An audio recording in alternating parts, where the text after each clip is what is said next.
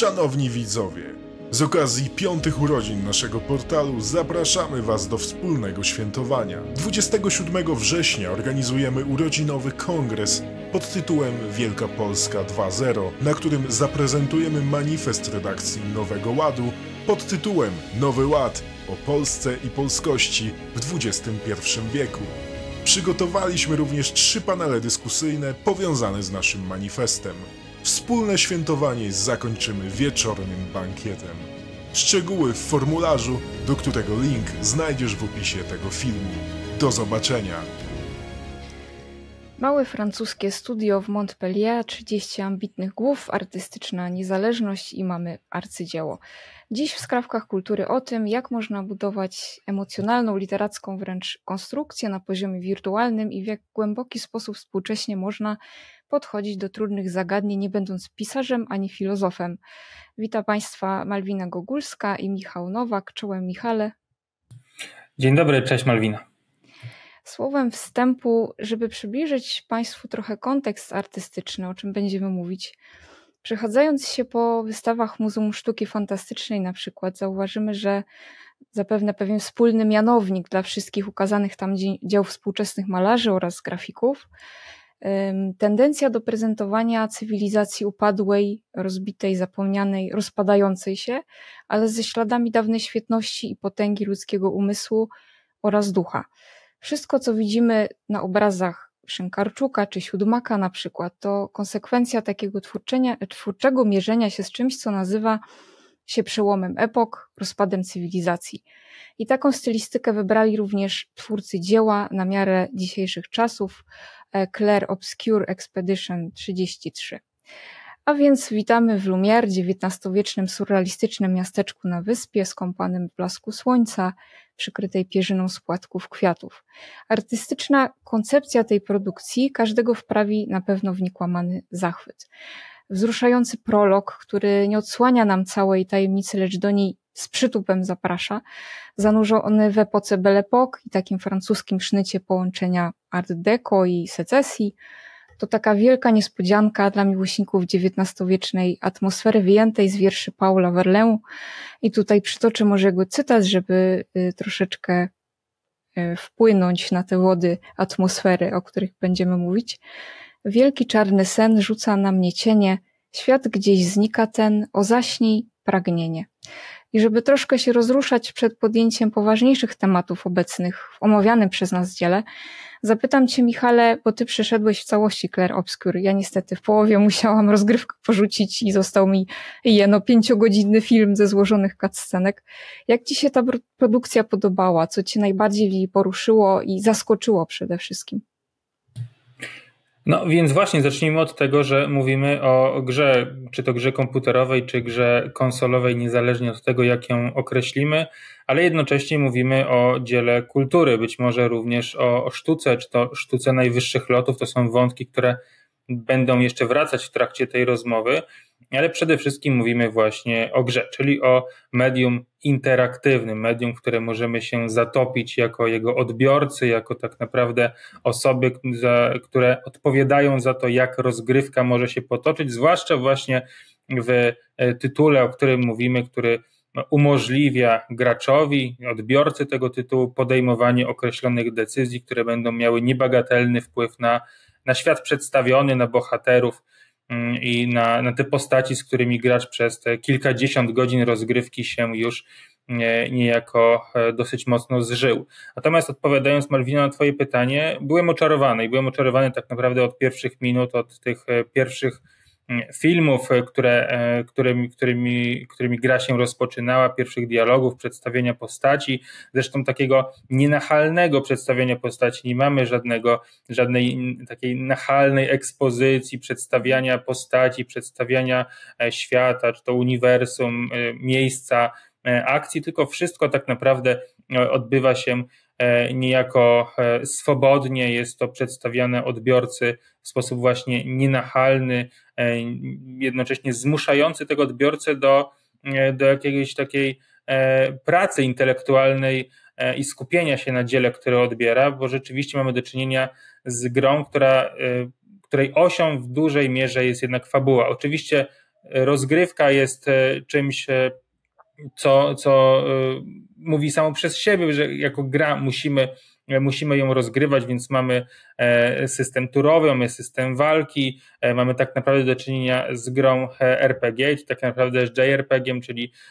tym modelem, który przyszedł do nas ze świata azjatyckiego, z Japonii, więc tak naprawdę mamy do czynienia z modelowym JRPG-iem, ale stworzonym przez Francuzów i taką grą, która tak naprawdę nie powinna mieć racji bytu w tych obecnych uwarunkowaniach. Jesteśmy jako odbiorcy przyzwyczajeni do wielkich, otwartych światów, do gier, w których nie za bardzo skupiamy swoją uwagę, czy też twórcy nie bardzo skupiają swoją uwagę właśnie na fabule, gdzie gracza nie prowadzi się za rączkę, tylko umożliwia mu się swobodną eksplorację ogromnego, otwartego świata, podejmowanie różnych, nie mających większego znaczenia decyzji i biegania od znacznika na mapie do kolejnego znacznika, co też większego przełożenia na świat przedstawiony nie ma. Tu jest jednak odwrotnie. Mamy tak naprawdę do czynienia z grą stricte liniową, z małymi, półotwartymi światami, po których gracz może się czasami mniej, czasami nieco bardziej swobodnie przemieszczać, ale tak naprawdę zmuszony jest do podejmowania kolejnych działań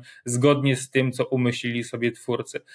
Więc konstatując swoją wypowiedź, byłem oczarowany od pierwszych minut i byłem oczarowany do minut ostatnich. Nadal uważam, że mamy do czynienia z dziełem wybitnym, z dziełem kompletnym, być może z jedną z najważniejszych gier, które powstały w ogóle, na pewno jedną z 5 najlepszych gier, które ja miałem okazję zagrać w swoim ponad 30-letnim życiu, a przez te 30 lat swojego życia ograłem mnóstwo tytułów, bo jednak gry towarzyszą mi od ponad 25 lat i tu rzeczywiście trzeba to oddać twórcom, niewielkiemu studiu, za którym nie stały wielkie nazwiska, stało doświadczenie w branży, ale jednocześnie ogromna pasja do tworzenia gier, odwaga, gotowość do stworzenia tytułu, który nie będzie odpowiadał tabelkom z Excela, tego jak powinno produkować się gry zgodnie z tymi korporacyjnymi wymaganiami, grą produkowaną przez kilkadziesiąt, około 30 osób, wydaną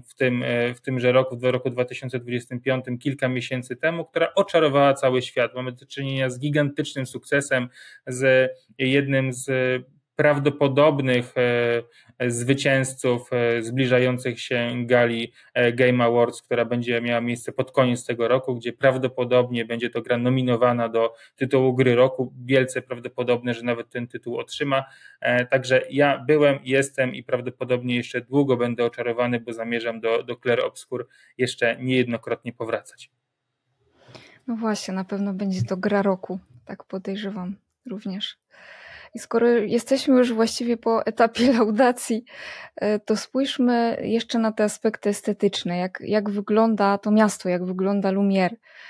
Oniryzm gra tutaj w sumie główną rolę. Należy jednak zwracać uwagę na detale, czyli w powietrzu unoszą się fragmenty wieży Eiffla. Widzimy ją gdzieś tam w oddali, ona jest taka jakby nierzeczywista, tak?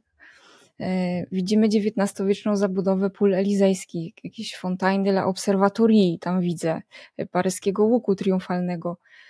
Ornamentyka XIX-wieczna jest tutaj finezyjnie łączona z taką potężną symboliką wyobraźni surrealistycznej.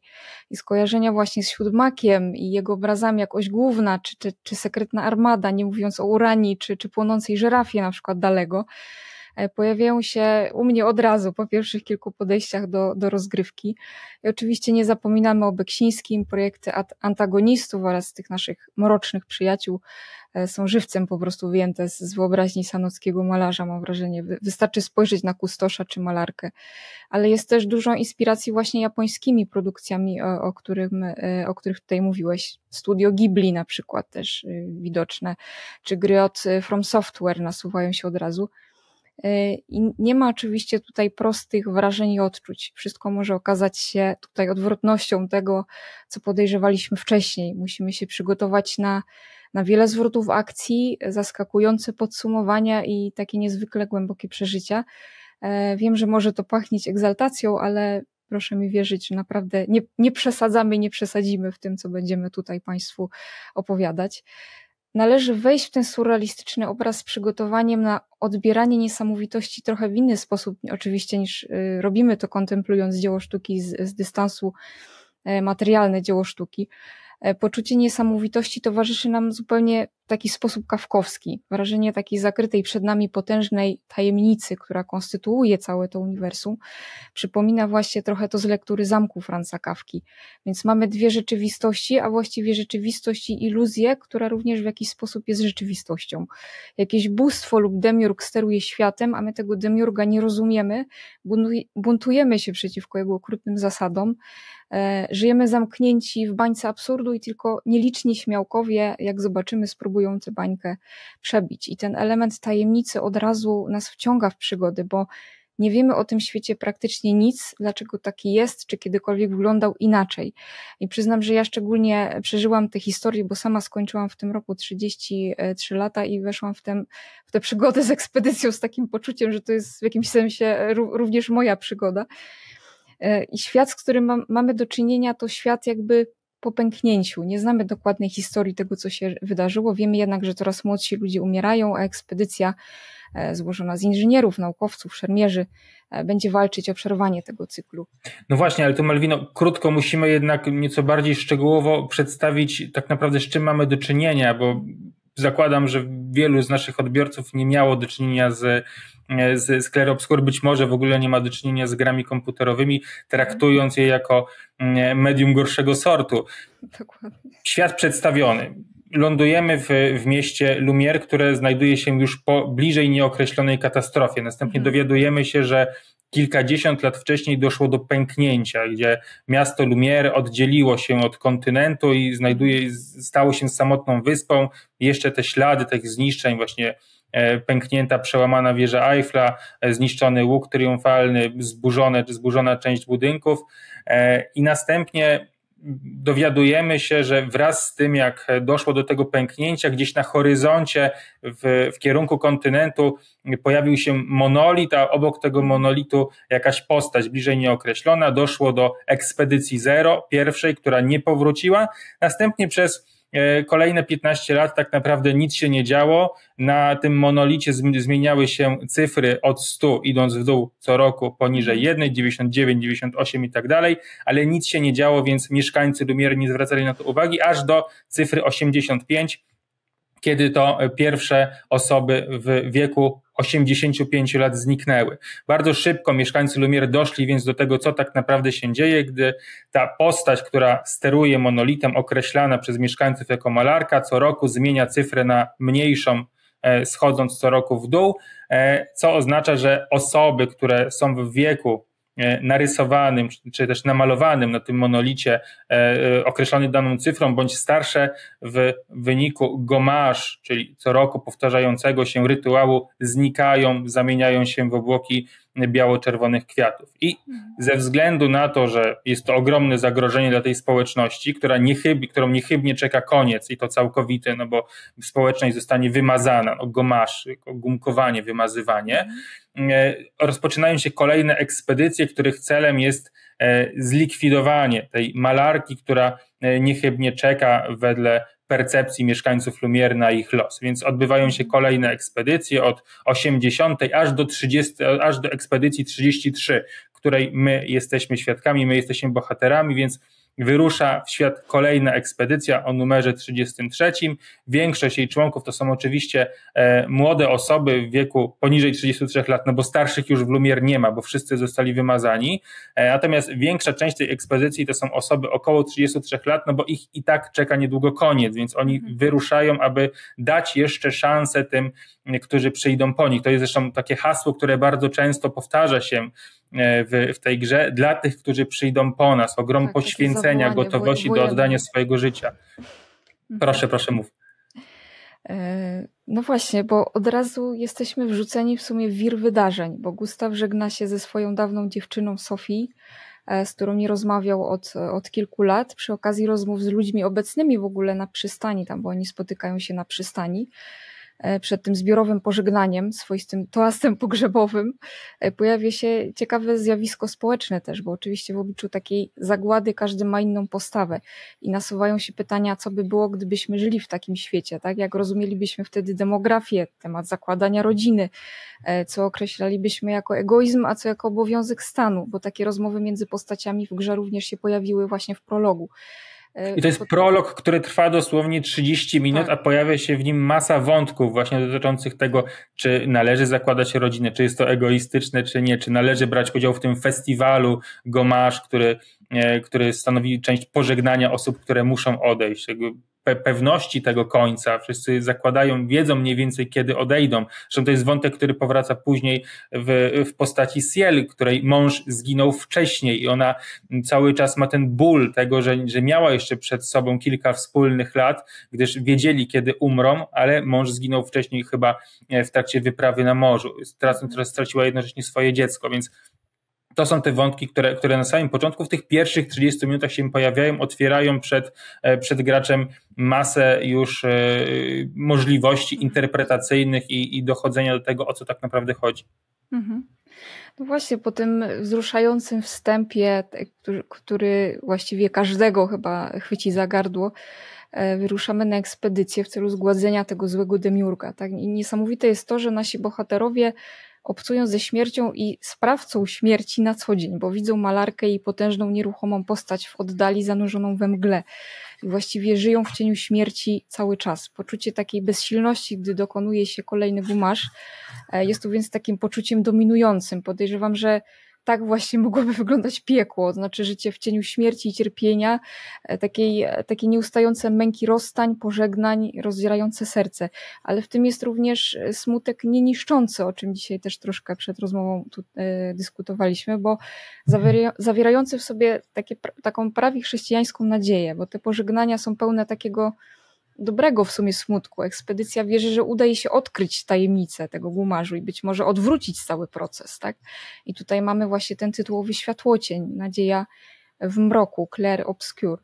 I właśnie jak odbierasz te detale, właśnie nie tylko wizualne, ale też tą atmosferę Gomage'u?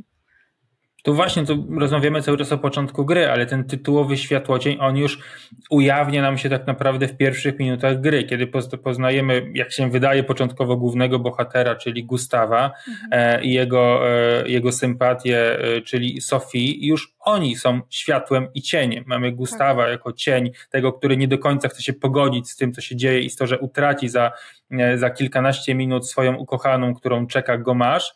I światło, czyli Sophie, która jednocześnie mówi wyraźnie mu, że ona miała dobre życie, przeżyła dobre 33 lata, jest pogodzona ze swoim losem i przyszedł na nią po prostu czas i nie powinien on po niej rozpaczać, tylko czeka go misja, czeka go ekspedycja i konieczność działań, odważnych działań dla dobra całego społeczeństwa, więc ten światłocień pojawia nam się już w pierwszych minutach gry i przez całe kilkadziesiąt kolejnych godzin powraca ten wątek w różnych odniesieniach zarówno do bohaterów, jak i do świata przedstawionego. Mhm.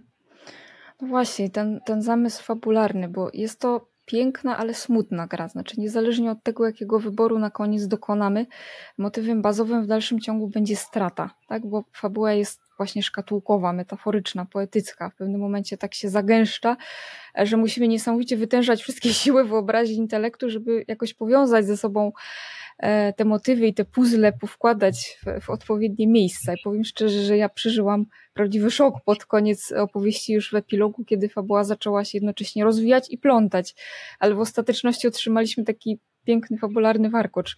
I ktoś, kto wymyślił tę opowieść, był w ogóle bardzo sprytny, bo z kilku ważnych powodów. Po pierwsze, nie tworzy świata od początku, od podstaw, czyli my nie wiemy na początku, co to jest Lumière, dlaczego jest okrążone wodą, jak funkcjonował ten świat na przykład 500 lat temu, bo tak dużej perspektywy czasowej nie mamy. Jesteśmy wrzuceni w jakiś fragment historii i musimy pomału odkrywać to uniwersum, jego dzieje. Znamy tylko opowieści o ekspedycjach sprzed góra 100 lat, które próbowały dotrzeć do malarki. Dopiero na końcu jakby otrzymujemy tą odpowiedź. I to jest fantastyczny zabieg, bo w taki sposób szokujący dowiadujemy się, czym jest to uniwersum w istocie, a okazuje się, że ten świat jest po prostu sztuką, żyjącym obrazem, zrodzonym z rozpaczy i tęsknoty, z nieprzepracowanej żałoby tak naprawdę, więc kontekst artystyczny, sztuki, surrealizmu, absurdu, niewyjaśnionych zdarzeń wspaniale oddaje sens w ogóle tego dzieła i pięknie oprawia przesłanie twórców prawie, że dosłownie jak płótno właśnie w bogatą wiktoriańską ramę. I ważna jest tutaj też ta metafora, bo tak naprawdę całą opowieść można traktować jak pewną metaforę stanu psychicznego i stanu ducha w konkretnym momencie życia człowieka. I to jest największym zaskoczeniem dla mnie.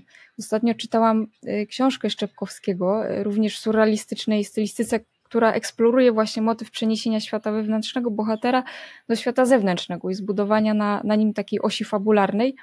Fantastyczny zabieg, który wykorzystali również twórcy gry, bo pomysł, żeby motyw śmierci i straty oraz radzenia lub nieradzenia sobie z żałobą został przeniesiony na kontekst sztuki, malarstwa, był naprawdę znakomity, bo malarką, złym demiurgiem okazuje się bowiem Aline i jej mąż Renoir, tak? Bo Aline właściwie próbuje ratować resztki tego płótna i ludzi, którzy w nim żyją, ostrzegając ich poprzez pisanie tej liczby na monolicie przed gumarzem, którego z kolei dokonuje jej mąż. Tak? Tu również mamy motyw światło-cienia. Płatki białych kwiatów symbolizują Aline, czerwone kwiaty Renoir. Walka dwóch żywiołów. Zrozpaczony ojciec, zrozpaczona matka walczą o dwa różne światy. No i kto ma rację, płótno jest niestabilne, a rzeczywistość bolesna, więc to jest taki piękny, ale dramatyczny konflikt. Tak, dokładnie. No, tu mamy do czynienia z ogromnym zwrotem akcji, można powiedzieć, z czymś całkowicie nieprzewidywalnym. No, zakładam, że niewielu odbiorców, niewielu graczy na podstawie tych strzępków informacji, które gdzieś na boku przemykały, było w stanie dojść do tego, co tak naprawdę wydarzy się w drugiej połowie gry, gdzie dochodzimy do ogromnego przełomu, dowiadując się, że tak naprawdę ta ekspedycja, ten świat, ten cel, który mamy przed sobą, nie istnieje, że to jest świat wymyślony. Mamy świat wymyślony w świecie wymyślonym, no bo sama gra jest oczywiście światem wymyślonym, ale ta opowieść szkatułkowa do nas powraca. Ten Lumière, mieszkańcy Lumière, członkowie tej ekspedycji, jak i poprzednich, ich rodziny, bliscy, są postaciami w grze namalowanymi przez malarkę. Są pewną formą eskapizmu, ucieczki przez nią od trudnej rzeczywistości, w której znalazła się po tym, jak doszło do pożaru, śmierci jej ukochanego, jedynego syna. Ona nie mogła sobie poradzić z tą traumą, z tą tragedią rodzinną, więc w formie eskapizmu uciekła do świata namalowanego, gdzie pozostawała cząstka jej syna i ojciec rodziny, jej mąż, Renoir, celem wyciągnięcia żony z tego nierzeczywistego świata, uratowania jej, przyciągnięcia jej do rzeczywistości, następnie próby odbudowy rodziny, próbuje zniszczyć ten świat, który ona stworzyła, czyli jednocześnie zniszczyć Lumière, a więc zniszczyć ten świat, do którego odbiorca, gracz zdążył się przyzwyczaić, jakoś się z nim zidentyfikować, być może w jakiejś formie polubić, czy też wręcz pokochać. I tu będziemy mieli do czynienia później z tym tragicznym wyborem dla gracza, dla odbiorcy, czy zamierza on ratować Lumière, świat nierzeczywisty, ale jednocześnie dla samych mieszkańców Lumière rzeczywisty, no bo ci bohaterowie innej rzeczywistości nie znają, dla nich to jest prawda, to jest ich życie. Czy też gracz, jako sterujący tym światem, podejmie decyzję, że zamierza ratować rodzinę. Kosztem oczywiście Lumière i uratowanie tej rodziny oznaczać będzie wymazanie całego Lumière, wielu tysięcy istnień, tylko po to, aby uratować jedną rodzinę. I to też jednocześnie bez gwarancji tego, że ta rodzina się zjednoczy i zostanie uratowana. Tak, no do tych trudnych wyborów jeszcze sobie wrócimy, ale chciałabym trochę też porozmawiać o emocjach, bo w tej grze ważne są przede wszystkim emocje i to również powiedzieli twórcy w którymś z wywiadów, ale nie są to emocje proste, bo nie ma tu taniej dramy właśnie na siłę sporządzonego scenariusza do jakiejś randomowej historii, tak miłosnej czy familijnej, tylko prawdziwe, pełnokrwiste, takie trudne uczucia związane z tragicznymi wyborami na tragicznej ścieżce, którą podążają wszyscy nasi bohaterowie w tej historii, mimo tej fantastyki okalającej całą historię. A więc jest motyw poświęcenia, o którym sobie za chwilę opowiemy, motyw straty, motyw żałoby i wyparcia tej żałoby, wybór między prawdą a iluzją i przyjęcie któregoś z tych dwóch scenariuszy, ale też pojedyncze historie różnych bohaterów. I to właśnie ta szkatułkowość opowieści podobna do klimatu rękopisu Potockiego. Cały ten świat, cała ta historia zbudowane są na trudnych emocjach, a właściwie na smutku i niezgodzie z tym, co dzieje się wbrew usilnym próbom kontrolowania sytuacji tak naprawdę, bo każda z postaci ma przecież inną osobowość, inaczej radzi sobie z cierpieniem i twórcy świetnie to w grze pokazali, bo mamy tu na przykład kobiecą postać silnie kontrolującą, która wydaje nam się być nawet w niektórych momentach może zbyt szorstka i nieczuła, a w środku przeżywa właściwie to samo co inni, ale jest na tyle silna, że w najgorszych momentach staje się przewodnikiem drużyny i mówię tu o Lun oczywiście. Mamy postać męską z silnym instynktem opiekuńczym, nieco introwertyczną, a nawet nieśmiałą w relacjach międzyludzkich, a jednak honorową i odważną do samego końca. To Gustaw. Jest też kobieca postać bardzo szczera, ciepła, z drugiej strony empatyczna, przyjacielska, potrafiąca dać przestrzeń innym do wyrażania swojego bólu, trudnych emocji, czyli Ciel. Jest w końcu najbardziej tajemnicza postać, młoda dziewczyna Mael, nieco bardziej beztroska na początku, która postanawia z dorosłymi stawić czoła nieznanym niebezpieczeństwom na wyspie i również w czasie tej podróży przechodzi ogromną przemianę. I tutaj też było z mojej strony zaskoczenie, bo nie sądziłam, że ta postać będzie odgrywała w ogóle jakąś kluczową rolę w tej opowieści, co jednak w ostateczności się stało. Ja jestem zachwycona głównie Renoir. To jest dla mnie postać kompletna, której na początku nienawidzimy, a później nienawiść zamienia się w podziw, a nawet we współczucie i zrozumienie. I ta postać kojarzy mi się też trochę z Bogiem, który wykorzystuje do swojego planu uleczenia swojej rodziny metody bardzo osobliwe, ale o tym może później. Co ty byś powiedział, Michale, o budowaniu tych charakterów? Jaki najbardziej ci się podobał? Jak odnosisz się do tej emocjonalności zaprezentowanej w grze? Tu rzeczywiście znowu niskim nakładem dialogów, bo nie mamy do czynienia tutaj z jakimiś rozbudowanymi dialogami pomiędzy bohaterami, to tak naprawdę jest element uboczny całej gry, bo nadal skupiamy się na rozgrywce, na walce, na eksploracji, ale jednocześnie ta fabuła jest najistotniejsza. I tymi niskimi nakładami sił mamy zbudowane fantastyczne charaktery i to dotyczy tak naprawdę wszystkich postaci, zarówno tych 4 głównych członków ekspedycji, którymi sterujemy, jak i bohaterów pobocznych, którzy im następnie towarzyszą, jak Verso, Eskiel czy Monoko, ale mamy też do czynienia z 2 antagonistami doskonałymi, no bo z jednej strony jest to malarka, z drugiej strony jest to wspomniany przez ciebie Renoir.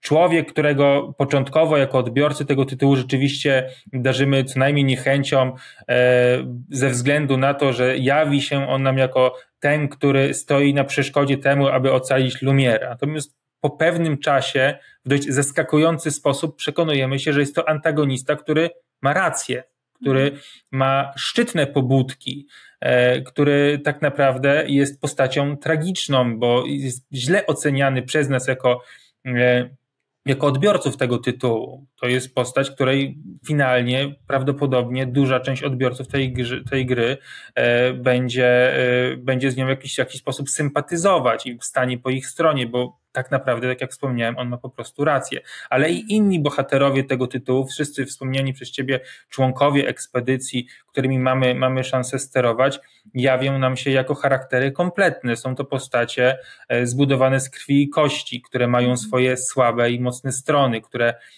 są w stanie dokonywać czynów wielkich, odważnych, ale jednocześnie są w stanie się załamać, jak przecież Gustaw, który jawi nam się od początku jako ten najbardziej odważny, jako lider ekspedycji, którym początkowo sterujemy, ale który po tym, jak ekspedycja na samym początku zostaje prawie w całości wymordowana przez Renoira, albo przez namalowanego Renoira, no bo też mamy do czynienia tutaj z opowieścią szkatułkową w opowieści szkatułkowej, Gustaw się załamuje, próbuje popełnić samobójstwo i to Lun pojawia się blisko niego w ostatniej chwili, ratując go i mówiąc mu o tym poświęceniu, do którego będziemy za chwilę przechodzić, mówiąc mu te najważniejsze słowa, na które ja od początku zwracałem uwagę w tej grze, że obiecaliśmy zgodnie z kodeksem, czy też zgodnie z naszą powinnością kontynuować wyprawę, kontynuować naszą ekspedycję, nawet kiedy zginą ci, którzy idą obok nas, nawet kiedy zginą inni członkowie ekspedycji, a nie jeśli zginą, bo oni wszyscy zakładają, że polegną.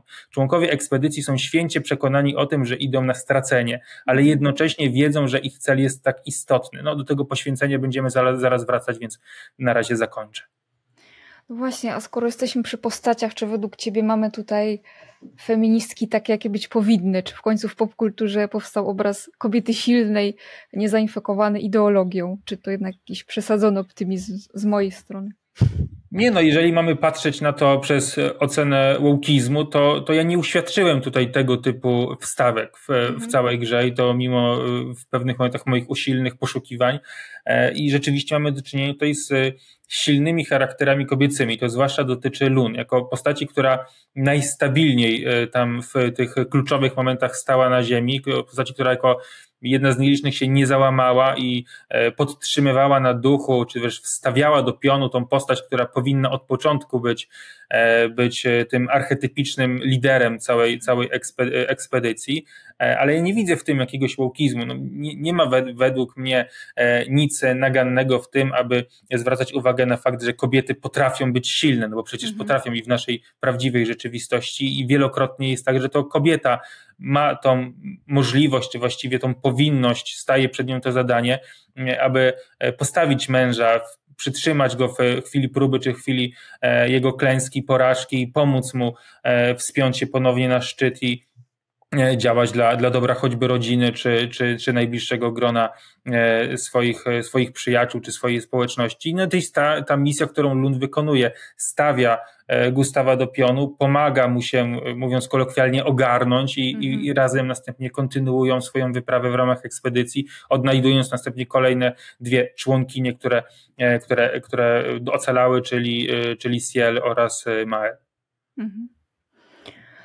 No właśnie, i w tej grze najważniejszym w sumie tematem obok śmierci i żałoby jest właśnie poświęcenie i nasi bohaterowie wyruszają właściwie na misję, tak jak powiedziałeś wcześniej, straceńczą, tak? Bo skoro nie udało się poprzednim ekspedycjom, to dlaczego ma się udać kolejnej, tak? A jednak zbierając się po gumarzu w porcie, szykując się do drogi, pijąc za tych, którzy przed chwilą zniknęli na zawsze, mają wielką nadzieję na zwycięstwo, które ich karmi, taki mają obowiązek, poczuwają się do odpowiedzialności za ich społeczność, za ich pokiereszowane miasto, wiedzą, że na nich przyszła kolej. Zresztą doskonale tę nadzieję oddaje przemówienie Emmy zagrzewające do walki na początku. W tej alokucji zapewnia, że cały Lumière stoi murem za ekspedycją i będzie ją wspierać duchowo, a jeśli będzie trzeba, również pomoże w walce. I kluczowe jest właśnie tutaj to zawołanie jutro nadejdzie, tak? Ale oprócz poświęcenia ekspedycji dla sprawy mamy też poświęcenie Verso i poświęcenie Renoir dla rodziny. Renoir mówi, jeśli muszę być waszym koszmarem, by was obudzić, niech tak będzie. Albo ten świat to kłamstwo, które nas pożera, rozbije je, choćbym miał spłonąć. To też jest poświęcenie dla sprawy, znaczy właściwie dla prawdy. Tak? To jest niezwykle charyzmatyczna postać, wystarczy, że powie dość właściwie przed kulminacyjną walką i już jestem po jego stronie tutaj. Fantastycznie zbudowana postać, wzbudzająca respekt przede wszystkim. Ważnym elementem w tym kontekście jest również miłość. W kontekście poświęcenia też, tak? Szczególnie postać Verso jest w centrum tego zagadnienia. Ale znowu mamy miłość na poziomie rodzinnym i miłość na poziomie większej społeczności, na przykład małej ojczyzny, czyli odpowiedzialność za swoją społeczność, miasto, naród. Wiem, że ty też chciałeś odnieść się tutaj do tych tematów. Jak odbierasz to poświęcenie ekspedycji postać Verso w tym kontekście? Bo on przecież też cierpi, wypowiada nawet takie słowa, może wszyscy jesteśmy tylko farbą na jej płótnie, tak? Przecież postacie na obrazie blakną, zamieniają się w nieme fantomy jakby. Verso chce zakończyć cierpienie w iluzji jak jego ojciec. I jakie masz tu przemyślenia na ten temat? No, najpierw zacznijmy od tego świata, z którym się jako gracz początkowo bardzo mocno identyfikujemy, czyli Lumière, ekspedycji. Mamy te kolejne hasła, które powtarzają się wielokrotnie. Jutro nadejdzie, czyli to ten ogromny pozytywizm mimo tragicznej sytuacji, ale też szereg innych haseł, który wybrzmiewa z ust bohaterów, jak kiedy jedno polegnie, przemy naprzód. Jakby gotowość do tego, że nawet jeżeli ekspedycja składała się z kilkudziesięciu czy ponad 100 osób, niemal wszyscy zginęli, została ich garstka, czwórka, to oni mimo świadomości tego, że nie będą w stanie prawdopodobnie powstrzymać malarki, i tak kontynuują swoją wyprawę. Mamy kolejne cytaty jak: uczcie się od tych, którzy byli przed wami i wytyczajcie szlak dla tych, którzy przyjdą po was. I to jest w sensie eksploracyjnym w samej grze bardzo mocno widoczne, bo te ekspedycje, które były przed ekspedycją 33, pozostawiały po sobie sztandary. One w sensie rozgrywki mają znaczenie takie, że możemy przy nich zapisać grę, czy możemy przy nich rozbudować, ulepszyć swoją postać, możemy uzupełnić mikstury lecznicze i tak dalej, ale one jednocześnie świadczą o tym, że te kolejne wyprawy docierały coraz dalej, pozostawiały po sobie ten namacalny ślad swojej egzystencji i ułatwiały działania swoim następcom. Obok tego mamy kolejne hasła, które powracają w samej grze, jak dla tych, którzy przyjdą po nas, czy jutro nadejdzie. No właśnie dla tych, którzy przyjdą po nas, czyli cały czas mamy do czynienia z działaniami dla kolejnych ekspedycji, ale jednocześnie dla tych pokoleń, które mają szansę przetrwać, a następnie odbudować całą społeczność Lumière. I to te sztandary, o których powiedziałem, to też świadczy o tych małych, niewielkich sukcesach poprzednich ekspedycji. One finalnie, każda z tych ekspedycji wie, że ich misja prawdopodobnie się nie powiedzie, ale dokonują tych niewielkich postępów, dokonując wielkich poświęceń jednocześnie, ułatwiając działania kolejnym ekspedycjom. Mamy jeden z takich pobocznych wątków, ale dość silnie dla mnie wybrzmiewających w trakcie jednego z pobocznych zadań, kiedy jesteśmy świadkami tego, że jedna z ekspedycji poświęciła się w całości tylko po to, żeby ze swoich splątanych ciał utworzyć most. Most, po którym my następnie jako ekspedycja 33 jesteśmy w stanie przejść. Więc to też jest taki namacalny dowód tego ogromnego poświęcenia, jakie ci ludzie są w stanie dać przyszłym pokoleniom, tylko po to, aby one miały nieco łatwiej, licząc na to, że któraś z kolejnych ekspedycji być może wykona swój cel, będzie w stanie unicestwić malarkę i zatrzymać Gomage, dając przyszłość całej społeczności. I to dla mnie było przez pierwszą połowę gry takim najistotniejszym elementem światotwórczym czy fabularnym, który dla mnie najmocniej wybrzmiewał, ale później mieliśmy do czynienia z tym ogromnym zwrotem akcji, gdzie okazuje się, że to wszystko tak naprawdę nie ma za bardzo sensu, bo ten świat nie istnieje. I tu wchodzi Verso, o którym ty mówisz, który poświęca, tak naprawdę jest gotów poświęcić siebie. Jest gotów poświęcić siebie, ostatnią cząstkę swojego istnienia po to, aby uratować swoją rodzinę, ale tak naprawdę tam jego ojciec, Renoir, też jest gotów poświęcić siebie, wchodząc do obrazu celem uratowania, wyciągnięcia z niego swojej żony Aline, rozpoczynając Gomage i celem zniszczenia Lumière finalnego, tak aby unicestwić sam fakt potrzeby przebywania jego żony Aline, czy też malarki w płótnie.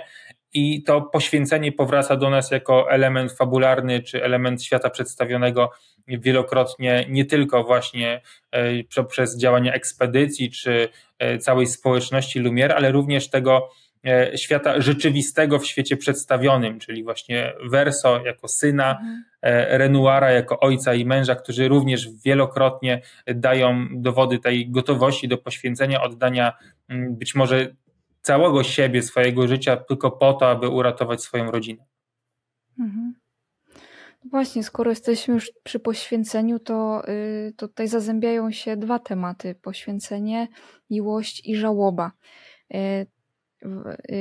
Czyli przeżywanie tej śmierci i żałoby. Świat, do którego wrzuceni są bohaterowie, to świat w sumie okrutny, odbierający nadzieję, bo z roku na rok ubywa coraz więcej młodych ludzi, a nikt nie ma właściwie na początku żadnej wiedzy o demiurgu, który skazuje ich na taki los, co się rozwikła dopiero później. Właściwie gra od razu sprzedaje nam taką bombę emocjonalną, bo spotykamy się z grupą ludzi, którzy celebrują ostatnie chwile i robią to w sposób bardzo świadomi nieuchronności i nieodwracalności tego, co się wydarzy. Twórcy przepięknie ukazują tutaj tą bezsilność w przyjmowaniu losu. Ludzie po prostu rozpływają się w powietrzu jak duchy z płatków biało-czerwonych kwiatów, więc ta śmierć ukazana jest w emocjonujący, ale niezwykle poetycki sposób, przy okazji też bardzo bezpośredni, nieodwołalny. Te płatki kwiatów ulatują gdzieś tam za tą zdeformowaną wieżę Eiffla jak wspomnienia, pozostawiając po sobie pusty, skąpany w ostatnich promieniach dnia plac przy XIX-wiecznym porcie, skąd odbijają te statki ekspedycji. I ten pierwszy cinematic właśnie bardzo mnie poruszył w tym kontekście. Czegoś tak angażującego emocjonalnie nie widziałam do tej pory w grach komputerowych. Naprawdę, ty też zapewne miałeś takie odczucia.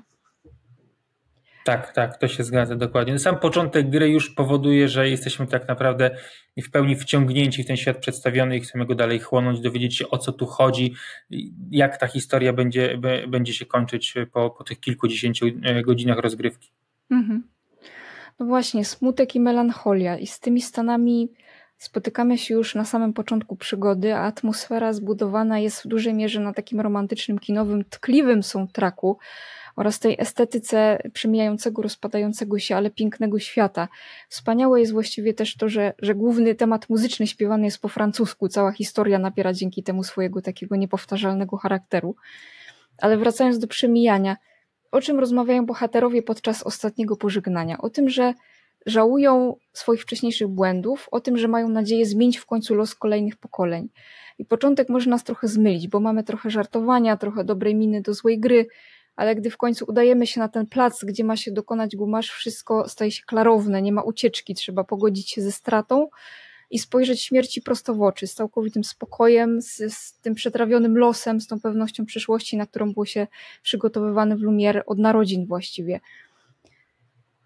I co jest tutaj też kluczowe? Kwestia, która mnie bardzo dotknęła, jest to, że w Lumière nawet dzieci wydają się być bardziej dojrzałe przez to, że widziały wiele pożegnań i wiele tych podniosłych epilogów, że były przygotowywane na szybkie sieroctwo i miały styczność ze śmiercią. Od najmłodszych lat właściwie. Kiedy ekspedycja przygotowuje się w porcie do odpłynięcia, jest tam taka scena, gdzie dzieciaki bardzo świadomie i tak z pełną powagą proszą Gustawa, by w trakcie ekspedycji spisywał wszystkie swoje przygody, bo wiedzą, że to ważna misja, mają ogromny szacunek dla ludzi, którzy wyruszają w nieznane. Tam społeczeństwo w ogóle wydaje się być po pierwsze dojrzałe, poważne, odpowiedzialne i bardzo zżyte, jak jeden organizm, choć nie brakuje różnych perspektyw ideowych, na przykład w kwestii sprowadzania właśnie na świat dzieci. Walka ze śmiercią, patrzenie jej w oczy w corocznym rytuale pożegnalnym kolejnej rzeszy ludzi sprawia, że powstaje bardzo jednolite, zżyte ze sobą społeczeństwo i w niedoli wszyscy trzymają się tutaj razem. Ciekawym elementem jest przeżywanie w różny sposób utraty i pewności tego beznadziejnego losu. Spotykamy na rynku na przykład znajomego Gustawa, który ubrany jak taki typowy literat z cyganerii upija się do nieprzytomności i sączy do serc naszych bohaterów takie nihilistyczne wręcz manifesty w stylu po co, jak i tak wszystko zakończy się tragicznie i koło się zamknie, tak? Gustaw właściwie nie ma nic wtedy na obronę swojej postawy oprócz nadziei, bo każda kolejna ekspedycja ma nadzieję, że to właśnie jej uda się rozwikłać zagadkę i przerwać to tragiczne koło zdarzeń, uratować miasto. I tutaj w podanym kontekście mamy właśnie te dwa zakończenia. Jedno jest pozytywne, a drugie negatywne, przynajmniej w moim odczuciu. Oczywiście można to odczytywać w różny sposób. Jest wielość interpretacji tych zakończeń. Całe przesłanie skupione jest wokół żałoby, wokół prawdy i iluzji i to, jakiego wyboru między tymi postawami dokonamy. Zaskakujące jest to, jak objawia nam się to uniwersum, tak? Bo to nie jest świat materialny, to wszystko jest metaforą, wszystko dzieje się poza światem materialnym. Oba zakończenia są oczywiście na swój sposób dramatyczne, ale można je rozpatrywać na kilka sposobów, bo zakończenie, gdzie Verso, syn Renoir i Aline, a brat Mael, jak się na końcu okazuje, każe małemu Verso z przeszłości, temu, który wyblakł, przestać malować ten obraz będący ucieczką od rozpaczy i oddaje życie z miłości do swojej rodziny, jak zresztą zatytułowali ten epilog i ten wybór twórcy, jest takim fantastycznym zobrazowaniem tego, jak rzeczywiście powinno wyglądać życie w prawdzie. Znaczy przyjaciele Mael, Alice z namalowanego Lumière znikają, ale widzimy na jej twarzy ten blady uśmiech, a w oddali ten rzeczywisty świat, tak niezdeformowany. We mgle majaczy już ta prawdziwa wieża Eiffla, już nie rozbita. Za plecami Mael stoi jej dom, pałacyk rodziny de Saundre. Zresztą ciekawy jest tekst piosenki w tej scenie, kiedy cała rodzina składa kwiaty przy tablicy pamiątkowej Verso i warto go tutaj przytoczyć. Lustro czasu, nasze historie się zlewają. W pustce naszych rąk kształtują się dwa światy. Jeden malowany marzeniami, gdzie smutek znika, drugi surowy i prawdziwy, gdzie nasza żałoba znajduje swoje miejsce. W nieopisanych jutrach pod gwiazdami, gdzie wszystko się zaczyna, nic się nie kończy. W objęciach przeznaczenia więzy pozostają wieczne w liniach. Puste płótno, odległy horyzont. Malujmy razem kolory jutra. W świetle i cieniu, nieskończone kreacje. Każdy krok rysuje ścieżkę życia. W nieopisanych jutrach, pod gwiazdami, gdzie wszystko się zaczyna. Nic się nie kończy. W objęciach przeznaczenia. Więzy pozostają wieczne w liniach. Także ja podchodzę do tego zakończenia w sposób bardziej duchowy może. Takie życie w prawdzie, nawet bolesnej, zawsze daje jakieś poczucie ulgi, mimo stosu smutków do przepracowania i przemyślenia. Trochę większy problem mam tutaj z tym, jak rodzina de Saundre bawiła się namalowanym przez siebie światem, bo walka między członkami rodziny sprowadzała oczywiście cierpienie na Lumière i mieszkańców tego miasta. W końcu w tym zakończeniu, powiedzmy pozytywnym, Mael traci wszystkich przyjaciół na zawsze, tak? A przecież ci ludzie w jakimś sensie istnieli właśnie i dla Mael byli rodziną. więc traci właściwie w tym momencie wszystkich. Pozostają wspomnienia i dalsze życie ze świadomością, że to wszystko było iluzją. W tym sensie No i tu jeszcze też bardzo ważne, że Mael tak naprawdę w pewnym wymiarze traci swoje życie, bo ta rzeczywista Mael jest dotknięta pożarem, który w ogóle był przyczyną całej tragedii rodzinnej. W wyniku tego pożaru ona doznała rozległych oparzeń i obrażeń, jednocześnie straciła swój głos. Została znienawidzona przez swoją matkę i musiała żyć gdzieś na poddaszu tak naprawdę w pełnej samotności. Była obwiniana przez matkę za to, że doszło do tego pożaru i w którym jednocześnie zginął jej brat, czyli Verso, a syn Aline, czyli późniejszej malarki. I to też jest ważne, bo stoimy przed wyborem tego, czy chcemy dać Mael tą prawdę, ale jednocześnie życie być może znowu na poddaszu, w oderwaniu od rzeczywistości, w nienawiści ze strony własnej matki i siostry jednocześnie, bo przecież mamy jeszcze Kleę, o której nie powiedzieliśmy, a to Klea tworzy newrony, czyli te bestie, z którymi walczymy. Klea też weszła do tego obrazu po to, aby uratować rodzinę i to Klea jednocześnie później, jako że jej się nie udało uratować rodziny, zachęciła swoją siostrę Alice, aby to ona również weszła do płótna celem zmuszenia swoich rodziców do zaprzestania tego konfliktu i powrotu do rzeczywistości, ale Alicja budzi się w ciele Mael w Lumière, nieświadoma tego, kim tak naprawdę jest. Dopiero później w trakcie kolejnych godzin rozgrywki my również się o tym dowiadujemy, jednocześnie z samą bohaterką. Ona jest tak samo nieświadoma tego, jak my jesteśmy nieświadomi tego, będąc tylko odbiorcami tej przygody.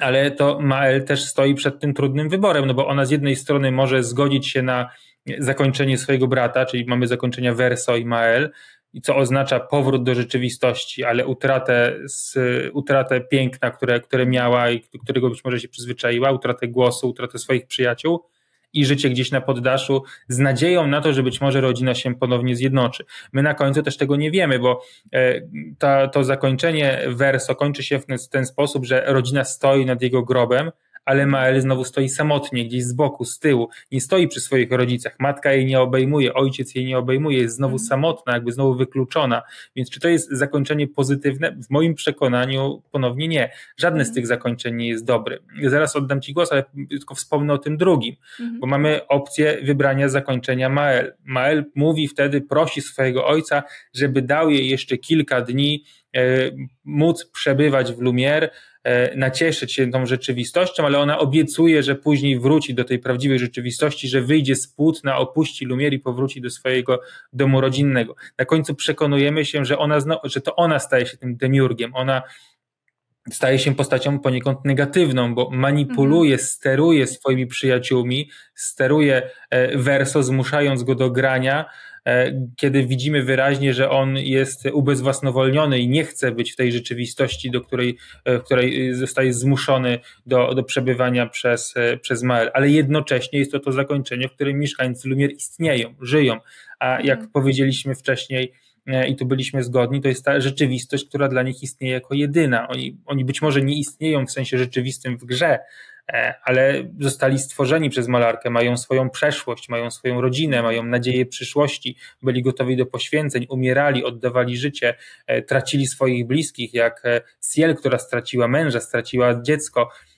Dlaczego mielibyśmy odebrać tym ludziom możliwość kontynuacji swojego życia i przyszłości? Ja osobiście nie miałem, tu już wchodząc w to, jakich my dokonaliśmy wyborów, nie miałem tu takiej gotowości do tego, aby poświęcić całe społeczeństwo dla nadziei tego, że być może ta rodzina wprawdzie się zjednoczy. Finalnie, widząc oba zakończenia, uważam, że oba były złe, bo z jednej strony Lumière owszem przetrwało w nierzeczywistości, w nieprawdzie i Mael staje się tym złym bohaterem, demiurgiem, który manipuluje swoim otoczeniem i zmusza go do grania tak, jak ona w tamtym momencie sobie wyobrazi, a to drugie zakończenie w moim przekonaniu jest negatywne w tym wymiarze, że tak naprawdę ta rodzina nie przepracowała tej traumy, nic się nie zmieniło. Znowu Mael stoi gdzieś z tyłu, wykluczona, pozostawiona na uboczu, a rodzice, czyli Aline i Renoir być może są na drodze ku tego, aby jako małżeństwo się ponownie zjednoczyć, ale ich dzieci są nadal gdzieś na boku, pozostawione samymi sobie. Tak, bo jest taka ta scena przy tym pomniku Verso, że Klea odchodzi tak gdzieś tam toczyć dalej tą swoją walkę i to zakończenie również jest tajemnicze, ale to drugie niby negatywne właśnie też nie kończy się, wydaje mi się, tak klarownie i jakbyśmy tego chcieli, bo jednak Verso, kiedy siada przed tym fortepianem, jest taka wymowna cisza wtedy i gra ten dysonans. Na fortepianie słyszymy dysonans. Wydaje mi się, że on wtedy właśnie cierpi bardzo w tej scenie. W ogóle potem jest też przejście od razu na twarz Mael, kiedy ta twarz Mael blaknie, tak? Tak, no mamy do czynienia z dwoma złymi wyborami, z dwoma złymi zakończeniami. To dla mnie nie ma żadnych złudzeń, że żaden z tych wyborów nie jest finalnie 100% dobry i żadne z tych zakończeń nie jest 100% również dobre. No właśnie, powiedzieliśmy już wiele, ale w sumie nie może zabraknąć kwestii, która dla mnie osobiście jest też zawsze w filmach, czy ostatnio w takich produkcjach wręcz kluczowa, mianowicie muzyka. Zapierający dych w piersiach soundtrack, w którym przewijają się chyba wszystkie gatunki muzyczne, od klasyki vintage, takiej gramofonowej z lat 20. po blues, ambient, elektro i w końcu rock symfoniczny. Taką najbardziej epicką kompozycję usłyszymy podczas finałowej walki z pewną ważną postacią na sam koniec rozgrywki. I polecam z całego serca ten utwór również dlatego, że jestem fanem gitarowych solówek, łączenia smyczków z cięższym brzmieniem wiolonczeli i wszelkich rozbudowanych dzieł. Utwór ma ponad 11 minut i nazywa się Inviate Me. Można go znaleźć na YouTubie. I drogą wyjaśnienia, nad projektem muzycznym czuwał tutaj w ogóle mało znany francuski kompozytor Lorient Testard, który wcześniej nie pracował w ogóle przy grach wideo, co jest ciekawe. Spędził 5 lat na komponowaniu tej właśnie fantastycznej ścieżki dźwiękowej. I Testarda odkrył Julien Broche, dyrektor gry, totalnie randomowo, dzięki postom na SoundCloud w ogóle. Więc większość utworów powstawała w domowym studiu Testarda, a wybrane nagrania zrealizowano z Curio Orchestry Midi Studios w Paryżu. Muzyka jest tutaj właśnie jednym z najważniejszych elementów, które się składają na immersyjność i proszę mi wierzyć, że po rozgrywce będziecie Państwo jeszcze wiele dni nucić pod nosem Lumière czy motyw Alice. Ta muzyka ma w sobie ogrom elegancji. W niektórych utworach mamy zupełny minimalizm osadzony na melodii smyczkowej, rozwokalu, a w innych szalone, takie wypełnione po brzegi mnogością instrumentów, dramatyczne, potężne, muzyczne opowieści. Ale to są przede wszystkim utwory melancholijne. Melancholia gra tutaj główną rolę i zostaniemy nią uraczeni właśnie już w pierwszych minutach rozgrywki, dzięki czemu od razu wiemy, że będziemy mieli do czynienia z czymś przekraczającym nasze najśmielsze oczekiwania. Zresztą muzyka dla twórców gry była widocznie bardzo ważna, bo fortepian jest kluczowym symbolem w całej tej opowieści. Mamy nawet taką scenę również bardzo kinową, kiedy Mael i Verso siedzą razem przy fortepianie w obozie pod kopułą gwiazd, a w oddali widać ten ogromny monolit z liczbą 33. Czy ty, Michale, masz podobne odczucia co do ścieżki dźwiękowej? Czy też cię zachwyciła? Zachwyciła, tak. Ścieżka dźwiękowa jest po prostu fantastyczna. No mamy do czynienia przede wszystkim z ponad 8-godzinną ścieżką dźwiękową, co jak na gry jako takie, niezależnie od gatunku, jest wyczynem wręcz wielkich lotów. Wspomniałaś o kompozytorze, ale mamy też wspaniałą wokalistkę Alice Duport-Percier, która odpowiada za większość tych utworów. Ona oczywiście śpiewa je po francusku. Dla mnie to był dodatek, bo ja całą grę przechodziłem celowo w języku francuskim z polskimi napisami, aby jeszcze bardziej zatopić się w tym świecie przedstawionym i jeżeli ktoś miałby przechodzić tą grę po raz pierwszy, to rzeczywiście polecam przechodzić ją w języku francuskim, bo jest to jeszcze głębsze doświadczenie niż angielski wokal. I rzeczywiście muzyka dla tej gry ma niebagatelne znaczenie. Sam fakt tego, że w trakcie walk z kolejnymi bossami, czy to mini-bossami, czy z kolejnymi przeciwnikami mamy kolejne utwory, każdy utwór odpowiada kolejnej postaci, z którą się zmagamy. Mamy tak fantastyczne utwory jak oczywiście Lumière, Alice, Aline. Dla mnie takim pięknym utworem jest utwór Syren, gdzie w trakcie walk z syrenami, odpowiadający temu, że że toczymy bitwę z syrenami, coś śpiew właściwie syreni, który miałby na celu właśnie w jakiś sposób tych bohaterów sobie zmanipulować przez śpiewające te pieśni syreny. Absolutnie fantastyczna ścieżka dźwiękowa, prawdopodobnie z najmocniejszych punktów tej gry, przy czym tu jakby pozostawiając te oceny końcowe na koniec naszego materiału, ja osobiście uważam, że tu słabych punktów zbyt wielu nie mamy, ale ścieżka dźwiękowa jest absolutnie topowa i biorąc pod uwagę moje osobiste doświadczenia z grami na przestrzeni ostatnich tych ponad 20 lat, prawdopodobnie jest to jedna z najlepszych ścieżek dźwiękowych, jaka pojawiła się w grach komputerowych w historii. Tak, zgadzam się. Przejdzie do historii zdecydowanie. Od muzyki do filozofii, bo twórcy ewidentnie wskazywali właśnie tutaj również na inspirację filozofią egzystencjalną. Widać tu też bardzo wyraźnie mit Syzyfa Alberta Camus. Nasi bohaterowie żyją w surrealistycznym świecie, gdzie muszą mierzyć się z potężnymi, chaotycznymi i absurdalnymi siłami, których do końca nie rozumieją. Po drodze tracą przyjaciół, bliskich i w tej chaotycznej, barwnej jak obrazy siódmaka otoczce próbują odzyskać jakąś sprawczość, co ostatecznie okazuje się iluzją. Słychać też echo Kierkegaarda i pojęcia lęku. Człowiek jest syntezą nieskończoności i skończoności, doczesności i wieczności, wolności i konieczności. Jednym słowem syntezą. Z tej racji człowiek nie byłby w stanie wytworzyć nieustannej szczęśliwości. Jego naturą jest nieszczęście i lęk, a chwile szczęścia są tylko chwilami i w Expedition 33 trochę mamy manifestację tego założenia. Bohaterowie migrują między światem realnym a nierealnym, mają do czynienia z całkiem namacalną zagładą, przeżywają szok po desancie na wyspę Malarki, ich nadzieja pomału się kurczy, jest nawet scena z próbą właśnie samobójczą, o której mówiłeś wcześniej, ale zawsze pojawia się w tym bagnie pełnym cierpienia ktoś, kto przywróci do życia, tchnie nową myśl, złapie za fraki, przysłowiowo. I przypomina mi się tutaj ta scena z Władcy Pierścieni, kiedy Theoden mówi do Aragorna, cóż może zdziałać człowiek przeciwko takiej nienawiści. Jednak po tych słowach znajduje siły na ostatnią zwycięską szarżę. I taka postawa buduje cywilizację, choć często kończy się smutno, ale smutno nie znaczy nieszczęśliwie, czy rozpaczliwie, albo tragicznie, tak? Syzyf toczy swój głaz dalej. I nie wiem, czy jest sens dodawać tutaj swoje takie daleko idące interpretacje stricte katolickie, bo takie można było również byłoby poczynić, na przykład patriarchę rodziny, Descendre, utożsamić z Bogiem, którego zamysły nie są dla człowieka zrozumiałe, bo często przecież dotyka nas cierpienie, które nas przerasta i przeklinamy za to Stwórcę, a potem okazuje się, że był w tym jednak jakiś zamysł, plan, który stał się dla nas jasny dopiero po jakimś czasie i w tym kontekście postać Renoir jest podobna konceptualnie do Boga, tak? Bo jego zamysł był niezrozumiały dla ekspedycji, tak? A później objawia się cała ta bogata myśl stojąca za tym, jak w tych słowach Louisa. Im mocniej wierzymy, że rani on nas tylko po to, by leczyć, tym trudniej nam wierzyć, że prośba o łagodność ma w ogóle jakiś sens. Okrutnego człowieka można przekupić, może się on znużyć tą brzydką rozrywką, może mieć chwilowy litościwy odruch, jak alkoholicy momentu trzeźwości. Lecz przypuśćmy, że stoi przed tobą chirurg mający najlepsze intencje. Im jest życzliwszy i sumienniejszy, tym bardziej nieubłaganie będzie krajał. Gdyby ustąpił wobec twoich próśb, gdyby nie dokończył operacji, ból znoszony do tej pory byłby daremny. No i Renoir, jak dla mnie postać doskonała, która odzwierciedla te słowa. Czy też dostrzegasz jakieś nikłe przebłyski takiego chrześcijańskiego przesłania?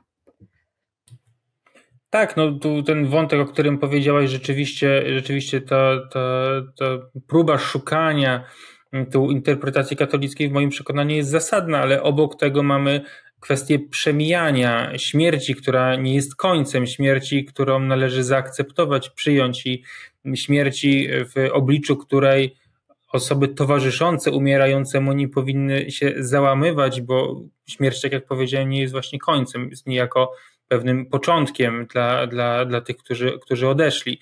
Więc tu też można szukać tych analogii katolickich, prawdopodobnie całkowicie niezamierzonych i może to być jakaś forma nadinterpretacji przez nas, ale tym właśnie jest dzieło kultury, odbiorcy mają prawo je swobodnie interpretować, mając bądź też nie mając swoich racji w tej interpretacji.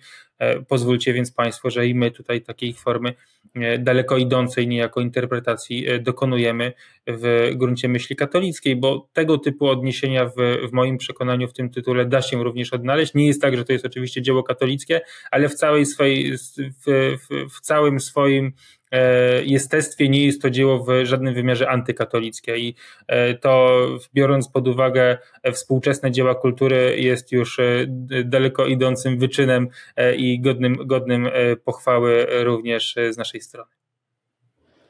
Tak, no trzeba również pochylić się nad kolejną kwestią kluczową, czyli doskonałej gry aktorskiej, która oddaje te wszystkie emocje, to z czym się tam mierzymy.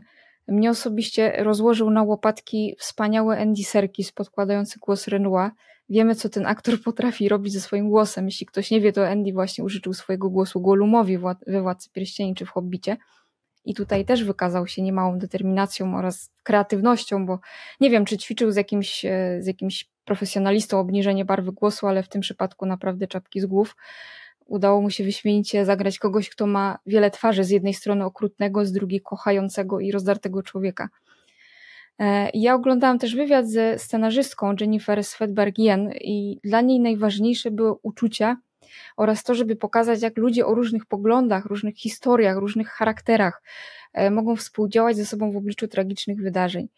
Przy czym nie chciała oczywiście historii spłycić przez jakieś deklaracje, wykład ideowy i tak dalej. Zostawiła tutaj właśnie jakby pole, mnogość interpretacji graczom. I moim zdaniem, myślę, że twoim zdaniem, Michale, też udało się to, tak? To jest opowieść kompletna, praktycznie literacka, nadająca się na wielką, kilkutomową powieść, bo wątki, które są poruszone w grze, nie zostały przecież do końca wyjaśnione, na przykład wojna między klanem pisarzy i malarzy, więc czekamy na kolejną część tej wspaniałej produkcji albo ekranizację. Tak, no ja jak wspomniałem wcześniej, grałem w języku francuskim, więc tu Andy'ego Serkisa i innych angielskojęzycznych aktorów, którzy podkładali głosy pod postaci, nie uświadczyłem. Ze swojej strony zachęcam, żeby spróbować tej gry właśnie w języku francuskim, bo mam silne przekonanie, że to jest ten język, który bazowo był przygotowywany do tej produkcji, umożliwia on jednak większą imersję i takie głębsze zatopienie się w samym tytule. Mamy już głosy o tym, że zostały zakupione prawa do ekranizacji tego tytułu. Niestety miałby powstać film. Mówię niestety, bo w moim przekonaniu jest to jednak dzieło, które wymagałoby stworzenia co najmniej kilkusezonowego serialu, aby w pełni oddać te wszelkie zawiłości fabularne i w pełni oddać tą wspaniałą historię, którą przygotowali twórcy gry. W 2 czy nawet 3-godzinnym filmie raczej nie sposób tej głębokiej historii bez jej szerokiego spłycania przedstawić i prawdopodobnie będziemy mieli tutaj do czynienia z dziełem niekompletnym w postaci filmu. Życzyłbym sobie oczywiście również, aby przełożyć tę wspaniałą historię również na dzieło literackie, na kilkutomową powieść. To prawdopodobnie się nie wydarzy, bo tego typu historii raczej nie mieliśmy na przestrzeni ostatnich dekad. Niemniej wypatruję też z utęsknieniem, czy to rozszerzenia fabularnego do tej gry, aby te wątki, które mogłyby zostać rozszerzone, jak konflikt między pisarzami a malarzami, ale też jak historia Eskiela, historia Monoko, tych postaci pobocznych, które towarzyszą głównym bohaterom gry, postaci równie fantastycznych, równie świetnie scharakteryzowanych, przedstawionych przez twórców, jeszcze szerzej nam jako odbiorcom tego tytułu przedstawić właśnie w rozszerzeniu. Być może twórcy pracują nad częścią drugą, kontynuacją, chociaż wydaje się, że to dzieło będące dziełem kompletnym może nie potrzebować drugiej części, a właśnie jakiegoś fabularnego rozszerzenia, podczas gdy twórcy będą pracować nad zupełnie nowym dziełem. W produkcji nie zabrakło również humoru, więc tak jak w każdej dobrej opowieści dla wszystkich, dla małych i dużych, znajdziemy momenty odprężenia. Pojawiają się dziwne, ale przyjazne istoty gestrale, trochę nieporadne, ale mające swoje własne tradycje, dialogi. Również częstokroć są poprzytykane takimi humorystycznymi wstawkami, jako istoty namalowane przez dzieci właściwie, choć zaznaczę, że te żarty nie są to żarty żenujące, nawet jak we współczesnych produkcjach popularnych platform streamingowych, nadają po prostu rozgrywce pewnej zabawnej takiej dynamiki i powodują, że możemy na chwilę odetchnąć. I przypomina mi się tutaj zdjęcie z Powstania Warszawskiego, na którym stoją młodzi ludzie w takich wysłużonych, już ukurzonych sierpniowym pyłem mundurach z papierosami, gnatami w rękach, którzy uśmiechają się do kamery. I to są właśnie takie momenty, jak w prawdziwym życiu. Między jedną a drugą falą cierpienia wychodzi słońce, pojawia się nikły uśmiech, bo trzeba iść dalej i skądś trzeba czerpać do tego energię. To również trochę założenie kierkegaardowskie właśnie, że życie składa się w większości z cierpienia i trudów, a szczęście nie trwa długo. To tylko szczęśliwe takie pojedyncze klisze, które można włożyć do albumu ze zdjęciami jakby. Więc mamy tutaj obraz jakby natury ludzkiej właściwie. Czy można tak nazwać tę produkcję jako opowieść o ludzkiej naturze, jak myślisz, Michał? Tak, to zdecydowanie zgoda i ten humor jest też ważnym elementem tej gry, który pozwala na chwilę odetchnąć od tego trudu, cierpienia, które doświadczamy właściwie nieustannie podczas wyprawy ekspedycji, ale też później, wiedząc o tym, co wydarzy się dalej, odwiedzamy wioskę Gestrali, odwiedzamy miejsce, gdzie ta społeczność istnieje, jesteśmy świadkami tego, jak inna jest od tej społeczności ludzkiej.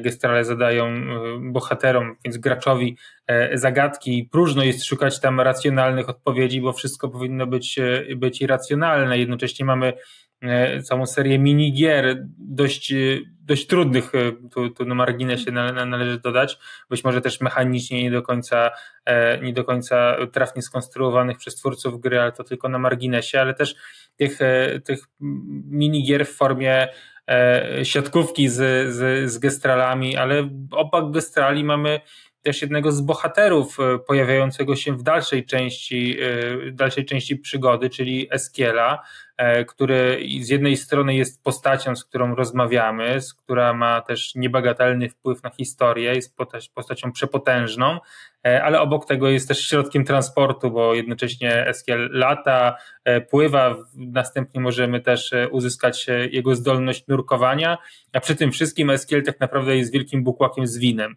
bo w momencie, kiedy bohaterowie chcą odreagować, Eskiel przypomina sobie i mówi, że no to mogę poczęstować was winem i wszyscy bohaterowie po prostu piją wino, które wydobywa się z jego brzucha. No to są te takie momenty małego odetchnięcia, rzeczywiście humorystyczne, przyjazne, miłe, pozwalające również samemu graczowi, który dotknięty jest tą traumatyczną historią, z jednej strony Lumière, ale z drugiej strony traumatyczną historią rodziny Desandre, na chwilę odetchnąć od tego, co działo się na przestrzeni ostatnich godzin rozgrywki. I tu zarówno Eskiel jako postać fantastyczna, bo też która tak naprawdę całe swoje jestestwo i podejście do rzeczywistości sprowadza do ui albo wu, czyli albo coś jest fantastyczne, albo jest niezbyt fantastyczne, ale trudno, bo tak naprawdę idzie się dalej i należy kontynuować swój los. Niejako tu mamy odniesienie do Timona i Pumby, Hakuna Matata, można powiedzieć, że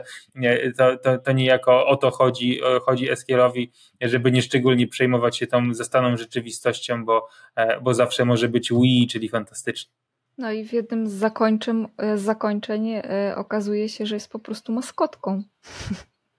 Prawda? Tak, jest maskotką Maeli, stąd jest przeniesiony na płótno prawdopodobnie przez Aline, no bo to jest postać, która nie znikała przez Gomage, więc musiała ona powstać prawdopodobnie w jakiejś innej formie niż mieszkańcy Lumière.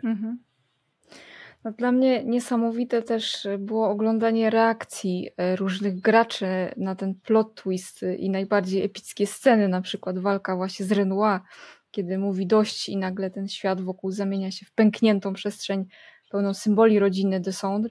Startuje wtedy ten epicki, bogaty utwór rockowo-progresywny z damsko-męskim wokalem, albo reakcje na epilogi i 2 zakończenia właśnie. Niektórzy wyciągali po prostu na wizji chusteczki do nosa i krzyczeli: potrzebuję teraz terapii. I to pokazuje właśnie, jak ta historia wpływa na nasze uczucia, przemyślenia, cały nasz dotychczasowy pogląd na pozornie proste zagadnienia, wydawałoby się. Ale ważne... Tak, a cały czas mówimy o grze komputerowej, tak? To powinno być tutaj jednak przez nas podnoszone. Mówimy o dziele jednocześnie kultury, w moim przekonaniu również sztuce najwyższych lotów, gdzie gry dorosły, czy też dotarły do tego poziomu swojego rozwoju, no bo oczywiście obok dzieł tej kategorii, tej wagi kulturowej jak Clair Obscur mamy szereg tytułów, których nie powinniśmy zaliczać ani do kategorii sztuki, no bo kulturą siłą rzeczy one są, ale całą pewnością nie są sztuką, tak jak przecież cały szereg powieści wydawanych każdego roku w naszym kraju nie powinniśmy zaliczać do kategorii sztuki, czy filmów, które są produkowane, bądź też seriali. Spośród każdego z tych mediów kultury pojawiają się dzieła wybitne, i takim dziełem wybitnym, dziełem kompletnym, w moim przekonaniu sztuką najwyższych lotów jest właśnie Clair Obscur.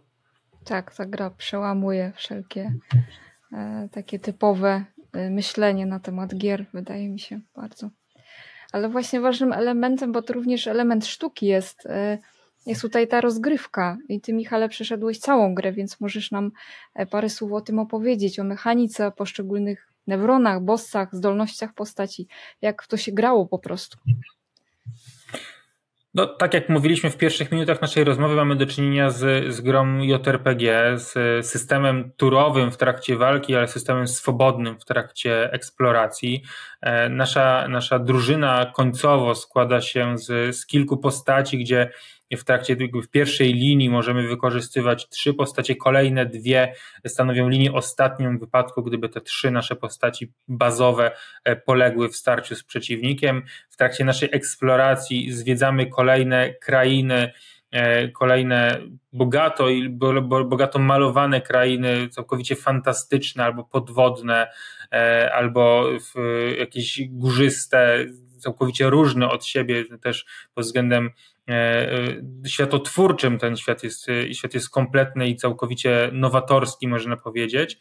Zresztą przy okazji jednak czerpiący prawdopodobnie z twórczości różnych malarzy, o czym wspominałeś, Malwino, wcześniej. Natomiast jeżeli chodzi o samą rozgrywkę, to tak jak powiedziałem, eksplorujemy ten świat w trybie swobodnym, albo kontynuując podróż zgodnie z tym, jak przewidzieli to twórcy, przemieszczając się od jednego świata do kolejnego, gdzie niejako liniowo przemieszczamy się przez kolejne fazy danej lokacji, docierając do kolejnych pomniejszych bossów, bądź też bossa ostatniego, czyli tego głównego przeciwnika w danym świecie. Kontynuując naszą historię, możemy nieco zbaczać z tej trasy, próbując się w starciu z bossami pomniejszymi, jednocześnie bardzo silnymi, przeciwnikami silnymi, których nie musimy pokonać, aby grę ukończyć, ale których pokonanie da nam pewne dodatkowe atrybuty, umiejętności, albo też pozwoli graczowi sprawdzić się w samej rozgrywce. Sama gra koncentruje się na walce w trybie turowym, jak już wspomniałem, gdzie korzystamy z rozległych umiejętności każdej postaci i każda z tych postaci ma zupełnie inny system walki, bo mamy system oparty wyłącznie czy właściwie głównie na uderzeniach bronią białą, obok tego mamy również broń palną, która ma w określonych sytuacjach duże znaczenie, zwłaszcza w starciu z określonymi typami przeciwników.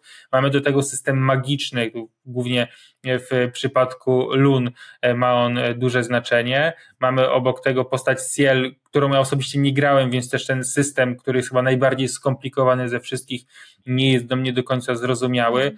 Postać Gustawa, Mael i Verso, nimi też każdym z nich gra się nieco inaczej. Obok tego jest Monoko, jeden z bohaterów, którego też poznajemy w trakcie wyprawy, który też staje się jednym z grywalnych bohaterów, który właściwie przejmuje umiejętności od pokonywanych przez ekspedycję postaci. Mamy system Lumin i Pict, znowu odniesienie tak naprawdę do malarstwa, czyli tych umiejętności, które zdobywamy, pozyskujemy albo z poległych przeciwników, albo poprzez eksplorację, czy też zakupujemy od handlarzy gestrali w trakcie rozgrywki. Następnie możemy ich się nauczyć, przekazując zdobytą wiedzę na poczet całej drużyny, rozwijając niejako więc całą naszą wyprawę, całą naszą ekspedycję. Niezwykle istotnym pod względem rozgrywki są 2 podstawowe właściwie umiejętności, na których opiera się walka, czyli system kontr i uników.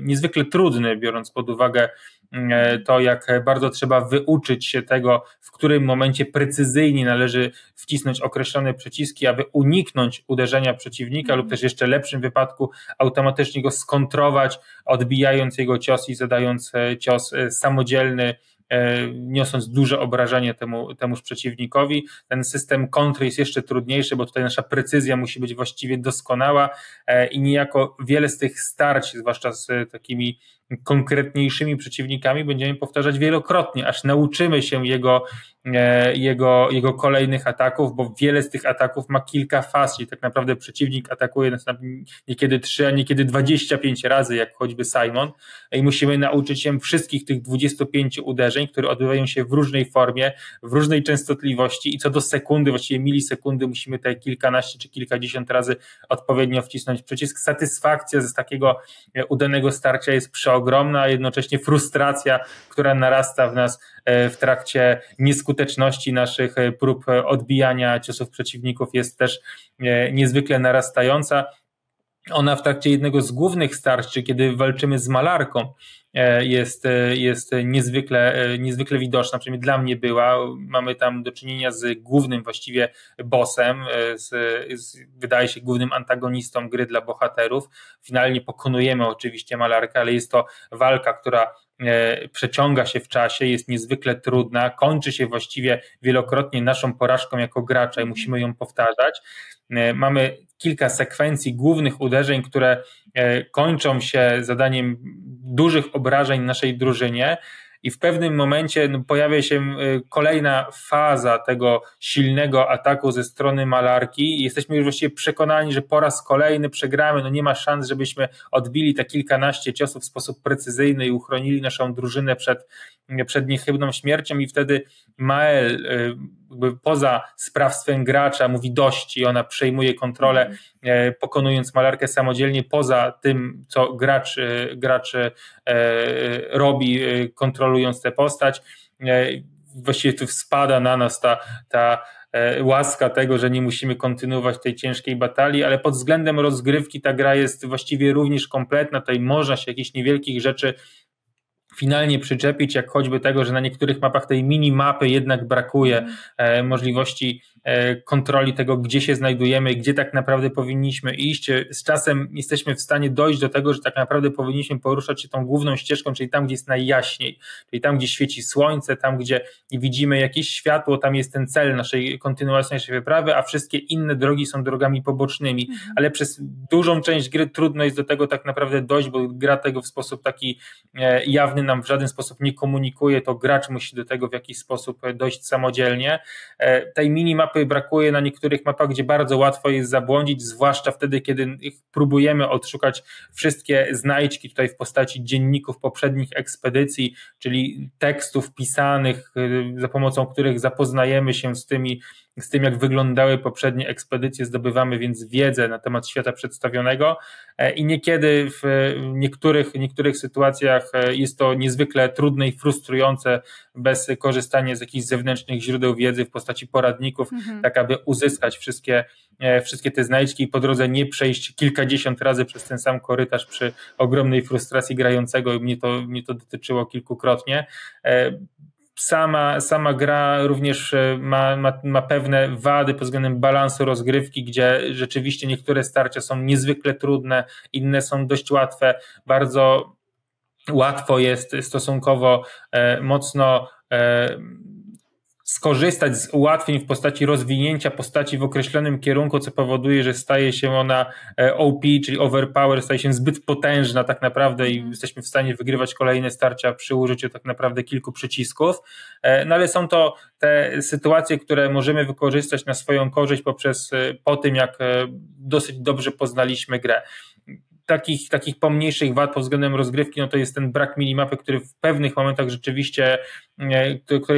rzeczywiście brakowało, chociaż sens braku jej wprowadzenia rozumiem, bo gra ma być światem namalowanym, więc tego systemu gry jako takiej tak naprawdę nie widzimy, stąd nie mamy minimapy, nie mamy tak naprawdę jakiegoś widocznego interfejsu i z tego tytułu jednak te decyzje twórców rozumiem, przy czym jak wspomniałem jednak tej minimapy brakuje. Sama gra pod względem mechanicznym jest turową grą akcji i JRPG-iem, pod względem rozgrywki jednak jest dziełem kompletnym również.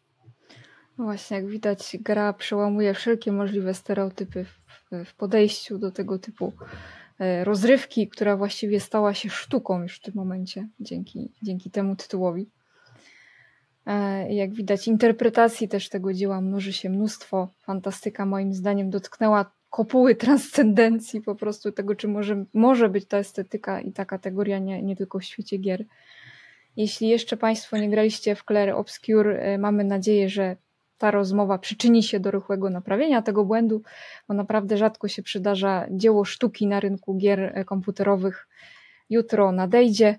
Zachęcamy i przypominamy o subskrybowaniu kanału Nowy Ład, wspieraniu nas nie tylko finansowo, ale również duchowo. Ta gra jest sztuką, przede wszystkim sztuką doskonałą dzięki swojej interaktywności, bo to jest ten element, którego inne dzieła kultury czy inne dzieła sztuki zasadniczo nie mają, no bo nie jesteśmy w stanie wpływać na to, jak pisarz pociągnie piórem w swojej powieści. Jesteśmy często, właściwie prawie nigdy w stanie wpłynąć na to, jak autor filmu będzie kontynuował akcję danej przygody, czy też danego serialu. No nie jesteśmy oczywiście w stanie wpłynąć na autora dzieła namalowanego na malarza. W grze jesteśmy w stanie poprzez interaktywność wpływać na losy bohaterów, poprzez choćby podejmowane decyzje, stąd też jest to sztuka być może doskonała i ma doskonałe możliwości tworzenia gry, dają doskonałe możliwości tworzenia dzieła doskonałego i sztuki doskonałej.